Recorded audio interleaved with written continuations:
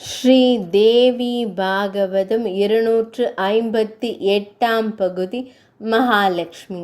சுவாமி, தேவேந்திரன் செய்த லக்ஷ்மி பூஜையை பற்றி கூறுங்கள் என்றார் நாரத மாமுனிவர். நாரதரே, இந்திரன் நீராடிவிட்டு 2 ஆடைகளை உடுத்திக்கொண்டு பார்க்கடலின் அருகே சென்று பஞ்சாயதான பூஜைகளை செய்துவிட்டு குடத்தை வைத்து அதில் ஸ்ரீ மகாலட்சுமியை ஆவாகனம் செய்து பாரிஜாத மலரை கையில் எடுத்து ஸ்ரீ மகாலட்சுமியை தியானித்தான். பல்வேறு விதமான பூஜை பொருட்களை குவித்து வைத்துவிட்டு, தாயே, எனது இந்த சிறு நைவேத்தியங்களை ஏற்றுக்கொள்வீராக என்று வேண்டி மூலமந்திரத்தை 10 லட்சம் முறை ஜபித்தான்.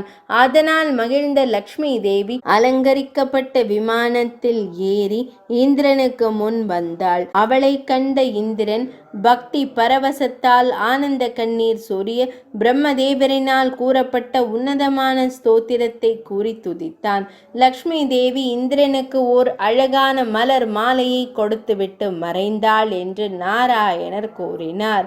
258ஆம் பகுதி நிறைவடைந்தது.